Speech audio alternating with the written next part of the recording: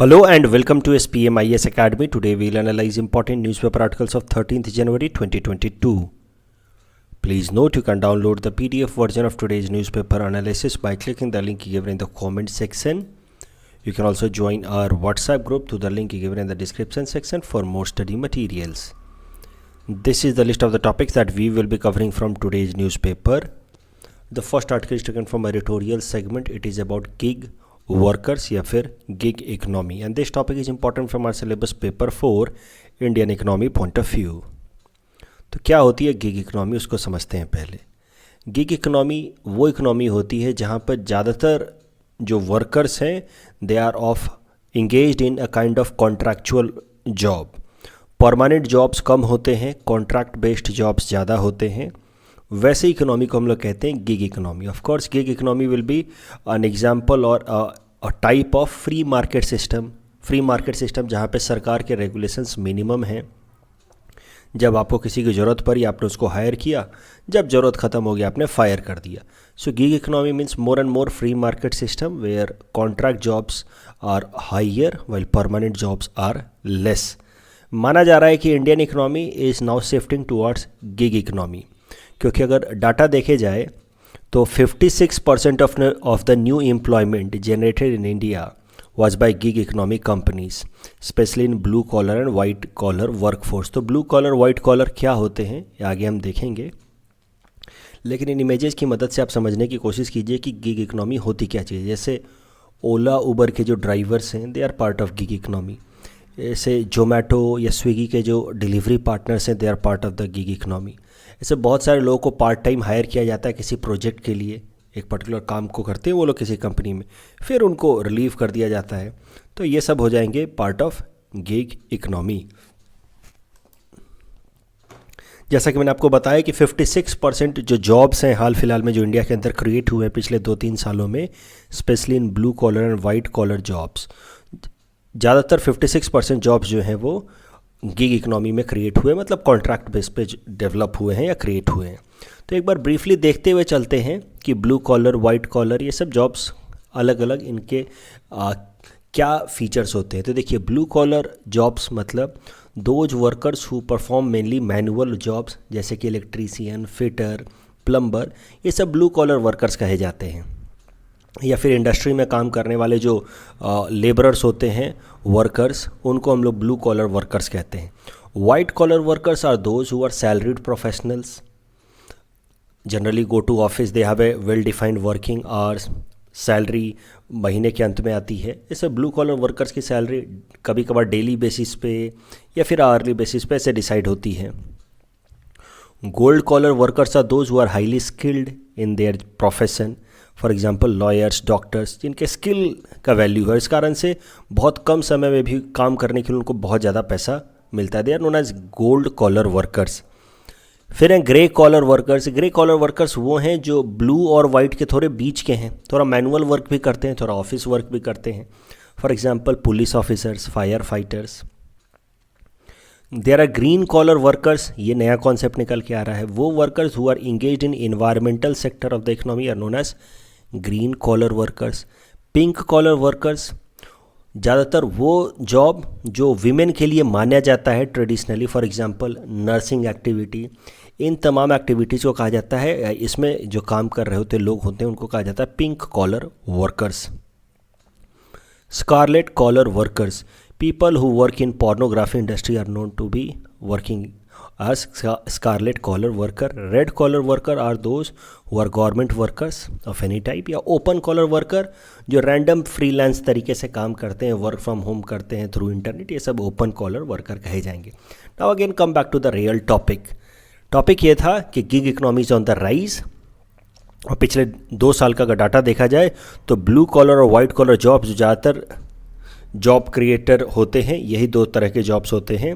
इनमें 56% of the jobs in India were of gig economy. अब current context को देखते हैं, ये इतना ज़्यादा राइज गिग इकोनॉमी में क्यों हुआ है, क्यों कॉन्ट्रैक्चुअल जॉब्स हमारे देश में ज़्यादा से ज़्यादा बन रहे हैं. उसके पीछे कारण है कोविड-19 and the pandemic associated with. जो लॉकडाउन हुए उसके बाद कई सारे जो परमानेंट जॉब्स थे वो ख़त्म हो गए और चूँकि सर्टेनिटी नहीं है इकोनॉमी को लेकर के, इसलिए कोई भी नई इंडस्ट्री हायरिंग करना नहीं चाह रही। जो पुराने जो भी जॉब्स थे, बहुत सारे जॉब्स ख़त्म हो गए, कई सारे जॉबलेस लोग they are now engaged into such kind of gig economy like acting as a cab driver और delivery partner with some food company like Zomato या स्विगी। तो gig economy has been on the rise in last 2 years, जिसके पीछे कोविड-19 pandemic का एक main कारण है। अब हुआ क्या है कि सप्लाई बढ़ गई है गिग वर्कर्स की और डिमांड उस हिसाब से उतनी है नहीं, और इसी कारण से गिग वर्कर्स का हो रहा है exploitation by the partner companies. उनको ज़्यादा से ज़्यादा काम कराया जा रहा है कम से कम पैसों में। उनका जो मार्जिन है हर डिलीवरी पे या हर राइड पे वो कम होता जा रहा है, क्योंकि जो पार्टनर कंपनीज हैं उनको एक्सप्लॉइट कर रहे हैं, since many people are engaging into such gig activity after pandemic. और इसी से रिलेटेड एक करंट आर्टिकल है। हाल फिलहाल में हुआ क्या, क्यों ये आर्टिकल बार बार आ रहा है कि गिग इकोनॉमी के वर्कर्स के वर्किंग कंडीशन को हमें इम्प्रूव करने की ज़रूरत है, क्योंकि कुछ दिनों पहले अबाउट 3-4 days अगो जोमेटो के एक डिलीवरी एग्जीक्यूटिव सलील त्रिपाठी जी का डेथ हो गया because of a road accident. He died, इनकी डेथ हो गई because of a road accident. और उसके बाद से फिर ये बात बार बार सामने निकल के आ रही है कि इस तरह के जो भी एग्जीक्यूटिव्स हैं, डिलीवरी पार्टनर्स, उनका पर डिलीवरी शेयर इतना घटा दिया है पार्टनर कंपनीज ने, और इनके ऊपर काम का लोड इतना ज़्यादा बढ़ा दिया है, टाइम कंस्ट्रेंट इतना ज़्यादा कम एक्यूट कर दिया है, इतने देर के अंदर आपको पहुंचाना ही है, कि इन लोगों की वर्किंग कंडीशन पैथेटिक हो गई and work load has been very high for very meagre return. And the reason is simple, covid pandemic, lockdown and large number of people getting unemployed and engaging into gig economy as a gig worker. तो सलील त्रिपाठी जी की अगर बात की जाए तो इन्होंने hotel management कर रखा था और अच्छे खासे एक रेस्टोरेंट में ही वॉज मैनेजर इन दिल्ली, लेकिन लॉकडाउन के टाइम इनकी जॉब चली गई and then he started a job of delivery partner with Zomato. और इतना सारा प्रेशर पड़ा काम का, और इसी दौरान एक इस तरह की डिलीवरी करते में उनकी एक्सीडेंट होकर के डेथ हो गई। अब ये पर्टिकुलर नाम इम्पॉर्टेंट नहीं है, पर्टिकुलर कहानी, ये एक पर्टिकुलर इंसिडेंट इम्पॉर्टेंट नहीं है एग्जाम पॉइंट ऑफ व्यू से। वैसे कहीं ना कहीं आप ये नाम मेंशन कर सकते हैं। मुद्दा ये है कि आर्टिकल कह रहा है कि the life of Salil Tripathi and the death of Salil Tripathi tells story of entire nation's gig workforce, किस तरीके से गिग वर्कफोर्स की एक्सप्लॉयटेशन हो रही है। तो reason behind gig economies exponential growth, मैंने तो आपको बताया कि पिछले 2 सालों में तो हाई ग्रोथ हुआ है गिग इकोनॉमी का, mainly because of covid pandemic, lockdown and associated unemployment. उसके अलावा जो 2 मुख्य कारण हैं गिग इकोनॉमी के राइज के पीछे हाल फिलहाल में, वो है राइज ऑफ डिजिटल एज। तो इंटरनेट पेनिट्रेशन बढ़ रहा है, डिजिटलाइजेशन बढ़ रहा है, और इस कारण से अब जो भी एम्प्लॉयर है उसके ऊपर ये लिमिटेशन नहीं है कि वो अपने ऑफिस में बुला करके ही लोगों से काम कराए। तो geographical nearness is no longer a limitation. अगर मुझे कोई एक अच्छा इंसान मिलता है जो मान लीजिए केरला में बैठ करके काम कर रहा है, मान लीजिए कि मेरी ऐप डिज़ाइन की कंपनी है, मेरी सॉफ्टवेयर मेकिंग कंपनी है, मान लीजिए मेरी एडवर्टीजमेंट कंपनी है, तो मुझे कोई एक ऐसा इंसान मिल जाता है जो केरला में बैठ करके अच्छा काम कर सकता है, अच्छा टैलेंटेड है, तो मैं उसको हायर कर लूँगा, क्योंकि सारा काम तो ऑनलाइन होता है आजकल।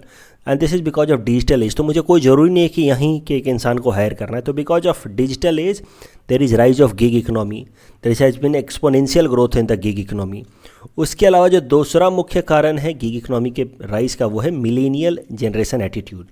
मिलेनियल जनरेशन कौन होते हैं, एक बार ये देखिए, फिर इस पे आएंगे मिलेनियल जनरेशन एटीट्यूड पे। देखिए, जो लोग भी 1946 से 64 के बीच के बॉर्न है, they are known as baby boom generation. फिर those who are born between 65 to 80 they are known as generation X, and those who are born between 82 to 1996 they are known as millennials. और जो उसके बाद के जिनके जन्म हुए उनको हम लोग कहते हैं पोस्ट मिलेनियल। और जो मिलेनियल जनरेशन है, जो मेन वर्क एज जनरेशन है अभी के दौर टाइम में, वो लोग किसी भी बाउंडेशन में या लिमिटेशन में काम करना नहीं चाहते। उनका एटीट्यूड कुछ इस तरीके का है कि हम अपने हिसाब से काम करेंगे। अब पुराना ज़माना चला गया, जनरेशन एक्स में आपने देखा होगा, हमसे जो पिछला जनरेशन था उसको एक फिक्स्ड नौकरी चाहिए थी, ऑफिस जाए, ऑफिस में 8 घंटे काम करे, बॉस के डायरेक्टिव्स के हिसाब से काम करे, फिर घर आए।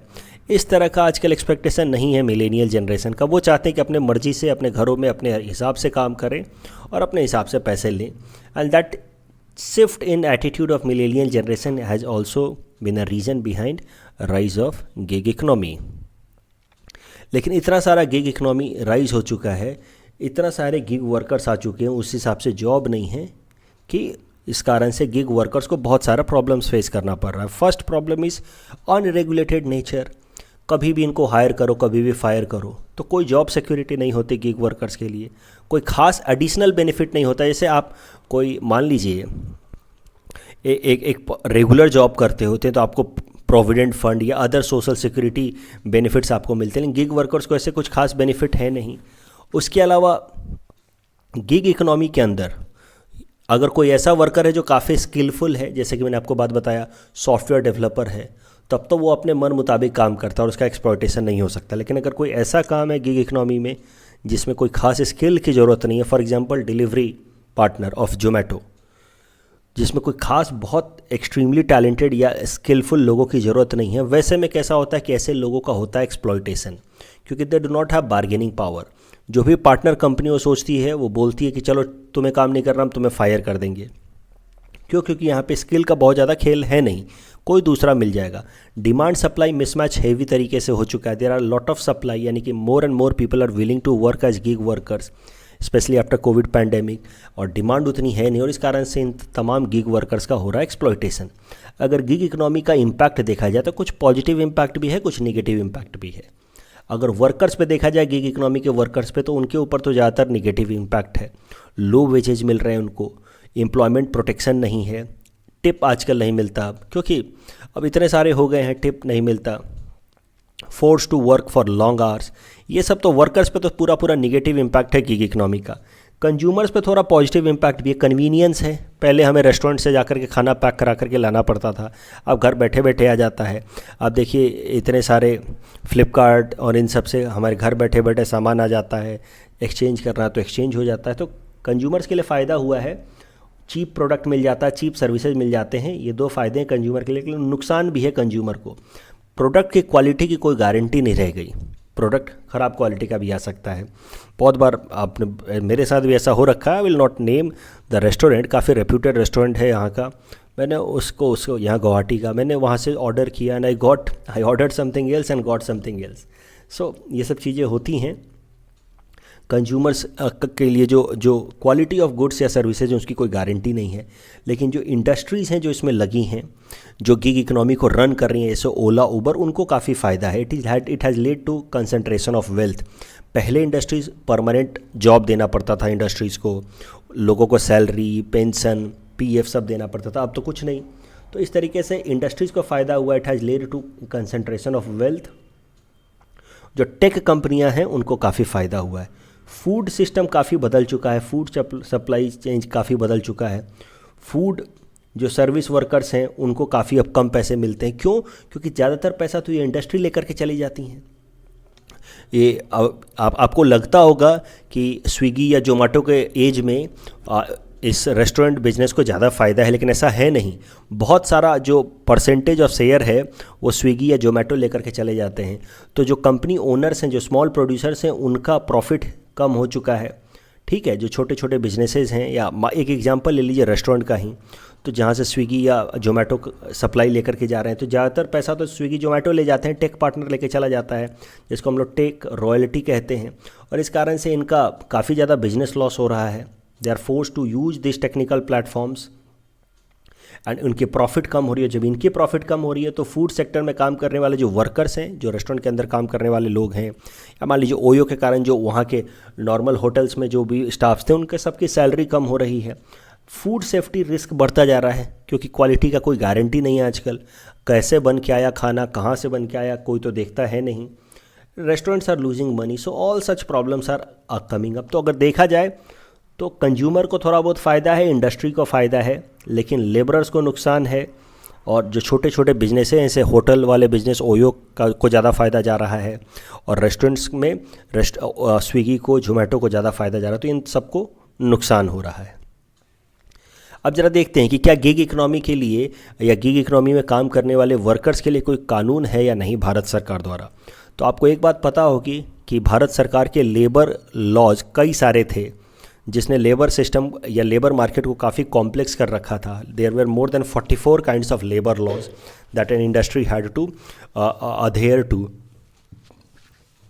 फिर भारत सरकार ने लेबर मार्केट को सिंप्लीफाई करने के लिए क्या किया कि जितने भी लेबर लॉज थे उनको 4 कोड में अलग अलग सेग्रीगेट कर दिया।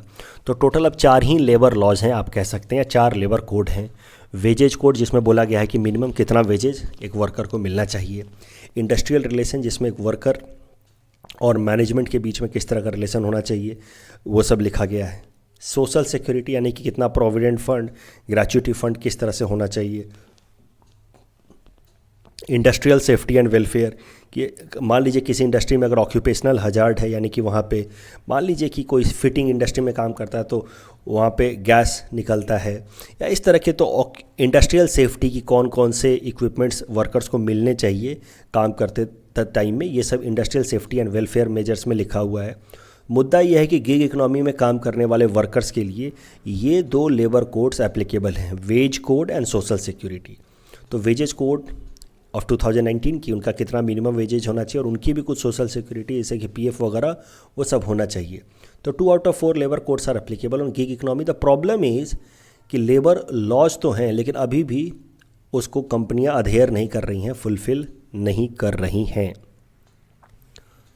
इस टॉपिक के बेसिस पे ये प्रीलिम्स प्रैक्टिस क्वेश्चन हमने आपको दे रखा है। Please attempt this question and you can submit the answer in the comment section. The next article is taken from international segment. It is about Counter-Terrorism Committee of UNSC and this topic is important from our syllabus paper 3 international relations point of view. तो देखिए United Nation Security council की एक committee है जिसका नाम है counter terrorism committee. This committee was created by United Nation Security Council as a resolution number 1373। ये resolution number 1373 पास किया गया था ऑन 28 सितंबर 2001 after 9/11 terror attack in the US. तो उसके बाद से पूरी दुनिया यूनाइट हुई यूएनएससी में और उन्होंने ये कमेटी बनाई काउंटर टेररिज्म कमेटी, ताकि फ्यूचर में इस तरह के टेरर अटैक्स को पूरी दुनिया भर में प्रिवेंट किया जा सके। The committee was tasked with monitoring of the implementation of resolution number 1370। मुद्दा यह है कि यूनाइटेड नेशन सिक्योरिटी काउंसिल ने रिजोल्यूशन नंबर 1373 पास किया जिसका मेन काम था कि टेररिज्म को कम करे, रेगुलेट करे, और इस रिजोल्यूशन नंबर 1373 को इम्प्लीमेंट करने के लिए कमेटी बनाई गई। According to this resolution itself उस कमेटी का नाम है काउंटर टेररिज्म कमेटी। तो ये काउंटर टेररिज्म कमेटी कैसे काम करती है? तो इसका मेन काम यही होता है कि टेरर एक्टिविटीज़ या टेरर फाइनेंसिंग को रोके। अगर कोई भी ऐसा सस्पिशियस फंड है जो लग रहा है कि इसका इस्तेमाल टेरर फाइनेंसिंग के लिए हो सकता है, जैसे पाकिस्तान के अंदर कुछ ऐसे ग्रुप्स हैं, रिलीजियस ग्रुप्स, उनके फंड को फ्रीज कर दिया था terrorism counter terrorism committee of UNSC ने, क्योंकि उनको लगा कि ये जो रिलीजियस इंस्टीट्यूशंस हैं ये कहीं ना कहीं टेरर एक्टिविटीज़ को फंड कर रहे हैं। तो काउंटर टेररिज्म कमेटी इसी तरीके से काम करती है, ये फाइनेंसिंग ऑफ द टेररिज्म को रोकने की कोशिश करती है। इसके लिए it can freeze any funds related to person involved in acts of terrorism. Current news ये है, देखिए आपको पहले ये बात समझनी है कि this United nation counter terrorism committee is overall managed by United Nation Security Council, और यूनाइटेड नेशन सिक्योरिटी काउंसिल के अंदर टोटल 15 कंट्रीज़ होते हैं, मेंबर्स होते हैं। P5 यानी कि 5 परमानेंट कंट्री, उसके अलावा 10 नॉन परमानेंट कंट्री जो 2-2 साल के टर्म के लिए इलेक्ट होकर के जाते हैं। इंडिया अभी एक नॉन परमानेंट मेंबर की तरह टर्म एंजॉय कर रहा है at United Nation Security Council, और जो ये 15 मेंबर्स होते हैं उनमें से एक एक मेंबर को एक महीने की चेयरमैनशिप दी जाती है ऑफ काउंटर टेररिज्म कमेटी। तो हाल फिलहाल में ये इंपॉर्टेंट इसलिए है, काउंटर टेररिज्म कमेटी न्यूज़ में इसलिए आया है क्योंकि इंडिया जो कि एक नॉन परमानेंट मेंबर है यूनाइटेड नेशन सिक्योरिटी काउंसिल का, उसको चेयरमैनशिप दी गई है ऑफ काउंटर टेररिज्म कमेटी। हो सकता है इंडिया कुछ इंपॉर्टेंट रिजोल्यूशन लेकर के आए in order to counter terrorism. India को चेयरमैनशिप दी गई है चूँकि इंडिया एक नॉन परमानेंट मेंबर है, और इंडिया के जो परमानेंट रिप्रेजेंटेटिव हैं यूनाइटेड नेशन में mister TS Tirumurti, he will be chairing UNSC counter terrorism committee for the month of January 2022। इस टॉपिक के बेसिस पे ये प्रीलिम्स प्रैक्टिस क्वेश्चन हमने आपको दे रखा है। Please attempt this question and you can submit the answer in the comment section. The next article is taken from international segment, again this is about gateway to hell. ये topic मुझे लगता है आपसे प्रीलिम्स में पूछा जा सकता है, तो देखते हैं क्या है गेटवे टू हेल। ये एक लोकेशन है, एक जगह है gateway to hell in Turkmenistan. Turkmenistan आपको पता है एक सेंट्रल एशियन कंट्री है, और तुर्कमेनिस्तान के अंदर ये एक जगह है गेटवे टू हेल। एक बड़ा सा गड्ढा है ज़मीन के अंदर एक जगह पे तुर्कमेनिस्तान के, जहाँ से लगातार आग की लपटें निकलते रहती हैं। क्यों? क्योंकि ज़मीन के नीचे से नेचुरल गैस या मीथेन निकलता रहता है, और उसमें आग लगने के कारण लगातार यहाँ से आग जलती रहती है। और ये आग लगभग पिछले 50 सालों से चल रहा है। ऐसा नहीं है कि कुछ ये नया है, हाल फिलहाल में हुआ है। ये गेटवे टू हेल पिछले 50 सालों से ये गड्ढा है वहाँ पे तुर्कमेनिस्तान के अंदर, और वहाँ पे लगातार आग की लपटें चलती रहती हैं। और इस कारण से आसपास के एरियाज़ में काफ़ी ज़्यादा निगेटिव इन्वायरमेंट इम्पैक्ट होता है, लोगों के हेल्थ के ऊपर नेगेटिव इम्पैक्ट होता है, क्योंकि लगातार आग जलेगी तो अनबर्न्ड कार्बन भी निकलेंगे कुछ, तो और कुछ चारकोल वगैरह ये सब इमिट होंगे, तो आसपास के इन्वायरमेंट को पॉल्यूट करता है ये गेटवे टू हेल। अब ये गेटवे टू हेल बना कैसे, ये ज़रा समझिए। 1971 में, उस टाइम में तुर्कमेनिस्तान सोवियत यूनियन का हिस्सा हुआ करता था, तो सोवियत साइंटिस्ट्स यहाँ पे, ये पर्टिकुलर एरिया ऐसा नहीं था, गड्ढा नहीं था 1971 तक, ये नॉर्मल सा एरिया था, ठीक है। सोवियत साइंटिस्ट्स को लगा कि इस एरिया के नीचे थोड़ा बहुत नेचुरल गैस है, थोड़ा बहुत, यहीं जाकर के मिसकैलकुलेशन हुआ। सोवियत यूनियन के साइंटिस्ट्स को नहीं पता था कि इतना ज़्यादा नेचुरल गैस है। उनके अंदाजे के हिसाब से दे हैड ए मिसकैलकुलेशन, उनको लगा कि थोड़ा बहुत नेचुरल गैस है। उन्होंने इस एरिया की ड्रिलिंग करनी शुरू की, और जो भी नेचुरल गैस है उसको एक्सट्रैक्ट करने की, लेकिन एरिया के अंदर नीचे बहुत ज़्यादा नेचुरल गैस था। और इस कारण से हुआ कि उनका ड्रिलिंग मशीन के साथ साथ कई सारे इंजीनियर्स भी इसमें नीचे चले गए, और ये पूरा का पूरा एरिया कोलैप्स कर गया, क्रेटर बन गया यहाँ पे, गड्ढा, जिसको हम लोग कहते हैं दरवाज़ा क्रेटर। तो दरवाज़ा क्रेटर बन गया, and it is a man made crater. इंसानों ने बनाया, अपनी गलती से बनाया है, मिस कैलकुलेशन से बनाया है। हमें लगा कि छोटा सा होल होगा, लेकिन बहुत बड़ा सिंक होल निकला, और इस कारण से बहुत बड़ा क्रेटर बन गया, and that was because of the miss calculation bye Soviet scientist. तो जब बहुत ज़्यादा गड्ढा हो गया, कई सारे लोग मारे भी गए, उसके बाद क्या हुआ कि यहाँ से नेचुरल गैस निकलने लगा अंदर से, गड्ढा होने के बाद। अब नेचुरल गैस निकलता तो आसपास के एरियाज़ में बहुत ज़्यादा इन्वायरमेंटल डिस्ट्रक्शन हो जाता, तो नेचुरल गैस को सोवियत साइंटिस्ट ने आग लगा दिया। तो यहाँ जब गड्ढा हो गया, नीचे से नेचुरल गैस इमिट होने लगा, ज़ोर ज़ोर से फास्ट तरीके से आसपास में स्प्रेड होने लगा। तो यहाँ पे सोवियत साइंटिस्ट ने उसके अंदर आग लगा दी कि कम से कम ये नेचुरल गैस आसपास के एरिया में स्प्रेड तो ना हो, यहीं बर्न हो जाए। जैसे कैसे आपके यहाँ पे अगर गैस लीक हो रहा हो तो आप गैस को ऑन कर देते हैं, सिलेंडर अपने चूल्हे को ऑन कर देते हैं ताकि लीकेज बंद हो जाए, कम से कम सारा का सारा गैस जो है इस्तेमाल हो जाए ताकि घरों में ना फैले। वैसे ही इन्होंने इस मीथेन गैस में आग लगा दी ताकि ये आसपास की जगहों पे ना फैले, और पिछले 50 सालों से लगातार जल ही रहा है। हाल फिलहाल में न्यूज़ में इसलिए आया क्योंकि तुर्कमेनिस्तान के प्रेसिडेंट ने अपने यहाँ के साइंटिस्ट से रिक्वेस्ट किया या ऑर्डर दिया, आप कह सकते हैं, कि भाई please find a way to extinguish this gateway to hell. क्योंकि ये गेटवे टू हेल वैसे तो एक काफ़ी पॉपुलर टूरिस्ट स्पॉट है तुर्कमेनिस्तान का, कई सारे टूरिस्ट आते हैं इसको देखने के लिए, लेकिन इसके कारण इन्वायरमेंटल डिस्ट्रक्शन बहुत होता है। इसलिए प्रेसिडेंट ने ऑर्डर दिया कि भाई इसको कैसे भी तरह करके बुझाने का आप तरीका ढूंढिए। ऐसा नहीं है कि तुर्कमेनिस्तान ने पहली बार ऐसे कोशिश शुरू की है इस गेटवे टू हेल को बुझाने की, काफ़ी टाइम से कोशिश ऐसे की जा रही है, but all such efforts have not been successful so far. इस टॉपिक के बेसिस पे प्रीलिम्स प्रैक्टिस क्वेश्चन हमने आपको दे रखा है। Please attempt this question and you can submit the answer in the comment section. The next article is taken from national segment. It is about National Youth Day, and this topic is important from our syllabus paper 5, ethics and integrity point of view, especially from the subtopic learning from the life of great leaders and thinkers. तो देखिए, national youth day हर साल हमारे देश के अंदर 12 जनवरी को मनाया जाता है, यानी कि कल का दिन, and this is birth anniversary of Swami Vivekananda. 1984 से भारत सरकार ने फैसला लिया कि नेशनल यूथ डे हमारे देश में मनाया जाएगा, और उसके बाद से 1985 से हम हर साल नेशनल यूथ डे अपने देश में मनाते हैं। तो एथिक्स पेपर में आपसे स्वामी विवेकानंद जी से रिलेटेड कुछ सवाल पूछा जा सकता है कि what are his important teachings. तो कुछ इनकी इंपॉर्टेंट टीचिंग्स को एक बार देख लेते हैं। One of the most important teaching is relentless efforts towards goal. तो उनका स्टेटमेंट आपको पता ही होगा, arise awake and stop not till the goal is achieved. तो ये आप लोगों को भी सिविल सर्विसेज की तैयारी में इसको फॉलो करना चाहिए। जब तक आप ऑफिसर बन न जाए तब तक आपको रुकना नहीं है, काम करते रहना है। रिलीजियस टॉलरेंस, तो उनका बहुत ही फेमस स्पीच है वर्ल्ड पार्लियामेंट ऑफ रिलीजन पे इन शिकागो 1893 में, जहाँ पे उन्होंने सारे रिलीजन को एक दूसरे के साथ एक कन्वर्जेंस या टॉलरेंस क्रिएट करने की सजेशंस दी हैं। उन्होंने कहा है कि अगर हम एक दूसरे के साथ टॉलरेंस क्रिएट करें, सारे रिलीजन एक ही हैं, बस उनके बताने के तरीके अलग हैं, otherwise all religions are equally valid. इनकी इस टीचिंग को हमें समझने की ज़रूरत है रिलीजियस टॉलरेंस की, क्योंकि आज के टाइम में आपको पता है दुनिया कितनी पोलराइज हो चुकी है, रिलीजियस मैटर्स को लेकर के कितने सारे राइट्स होते हैं, कन्फ्लिक्ट होते हैं। उसके अलावा he made a suggestion for balanced life. उन्होंने कहा कि देखिए, किसी भी एक एस्पेक्ट को, हमारे जीवन के दोनों सच्चाई हैं, हम फिजिकल एस्पेक्ट भी हमारा सच्चाई है जीवन का, स्पिरिचुअल एस्पेक्ट भी सच्चाई है। We are not just matter. हम में और ये कुर्सी, टेबल, ये चेयर में और इन सब में अंतर है ना, तो हमारे अंदर मैटर भी है, स्पिरिट भी है, और हमें हर तरह के एस्पेक्ट को अपने लाइफ के रेस्पेक्ट करना चाहिए और उसको हमें इवॉल्व करने की कोशिश करनी चाहिए। फिजिकल एस्पेक्ट तो हमें फिजिकल फिटनेस पे ध्यान रखना चाहिए, सोशल एस्पेक्ट पे ध्यान देना चाहिए, यानी कि समाज के प्रति कुछ हमें कंट्रीब्यूशन करने की कोशिश करनी चाहिए। इंटेलेक्चुअल एस्पेक्ट, इसके लिए हमें अपनी इंटेलेक्चुअल स्ट्रेंथ को, रैशनल थिंकिंग को डेवलप करने की ज़रूरत है। एंड स्पिरिचुअल एस्पेक्ट, उसके लिए हमें अपने स्पिरिचुअल या साइकोलॉजिकल वेलबींग को डेवलप करने की ज़रूरत है। उसके अलावा सेल्फ बिलीफ लाने की ज़रूरत है। This is his fourth most important teaching.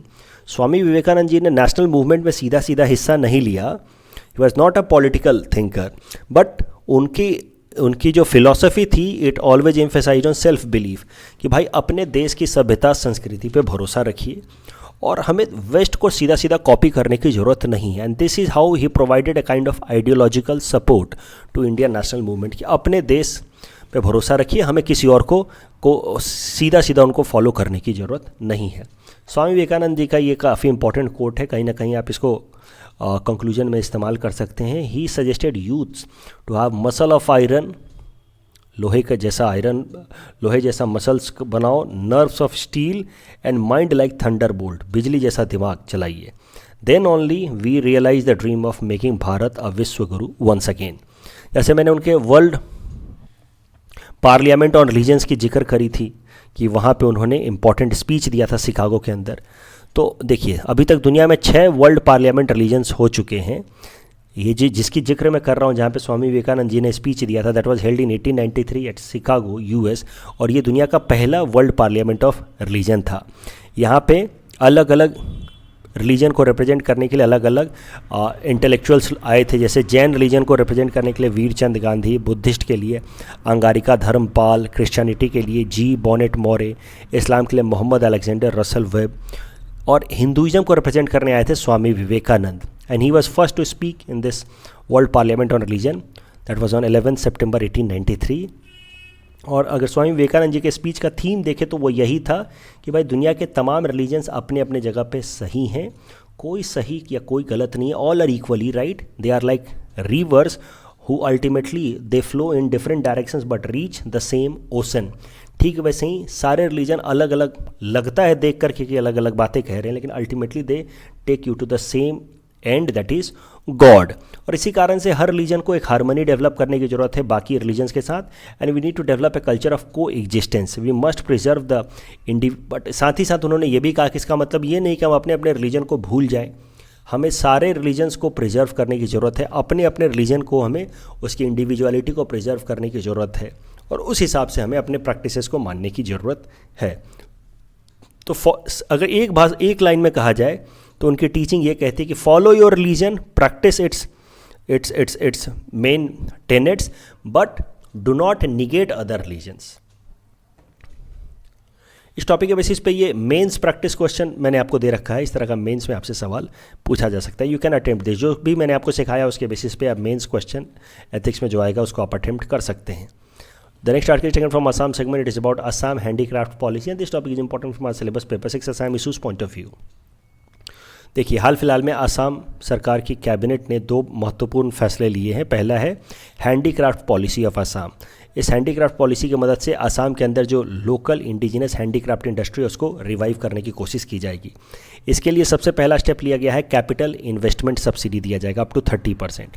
मतलब जितना भी आप मान लीजिए हैंडीक्राफ्ट इंडस्ट्री के लिए पैसा लगा रहे हैं उसका 30% तक पैसा असम सरकार देगी अंडर दिस स्कीम। अगर आप कोई नई इंडस्ट्री लगा रहे हैं हैंडीक्राफ्ट की तो 30% तक उसके मशीन्स वगैरह खरीदने का पैसा यानी कि कैपिटल इन्वेस्टमेंट सब्सिडी असम सरकार देगी up to limit of ₹15 lakh.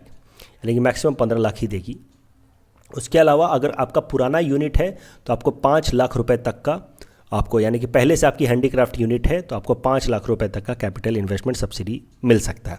उसके अलावा इंटरेस्ट सब्सिडी अप टू 5%, यानी कि बाकी लोगों को अगर 10% पे लोन मिलता है तो आपको 5% पे ही लोन मिल जाएगा। Subsidy up to ₹50% for marketing expenditure या one time financial assistance of ₹30,000 to all eligible handicraft units. उसके अलावा आसाम यूथ कमीशन बनाया जाएगा आसाम के अंदर, जिसका मेन काम होगा to protect the interest of youth of Assam who are either within the state or outside the state, कहीं भी हों उनके इंटरेस्ट को प्रोटेक्ट करना। As far as their employment is concern, skill training for competitive exams. उसके अलावा there will be a platform created where they can register their grievances. और youth commission बनाने वाला आसाम इंडिया का दूसरा स्टेट है आफ्टर केरला। तो इंडिया के बस 2 ही स्टेट ने यूथ कमीशन बनाया है, पहला है केरला और दूसरा अब आसाम। कल जो हमने आपको प्रैक्टिस क्वेश्चन दिया था उसका आंसर देख लेते हैं। With reference to international trade, India's merchandise export is less than its merchandise import. This is correct. India's import of iron, steel and chemical fertilizers and machineries have decreased in recent time. This is wrong. It has increased. India's export of services is more than import of services. It is right. हमारा service sector काफ़ी strong है. India suffers from overall trade, a current account deficit. This is also to some extent correct. So the correct answer is option D. Which of the following statements are true about ethanol? Ethanol blending up to 20% has no negative impact on fuel efficiency. This is wrong. थोड़ा बहुत तो fuel efficiency पे negative impact होता है. And ethanol is not hydrophobic, it is hygroscopic substance, मतलब ये water को attract करता है. So both statements are wrong. Correct answer is option D. That's all from our side for today. Thanks for watching.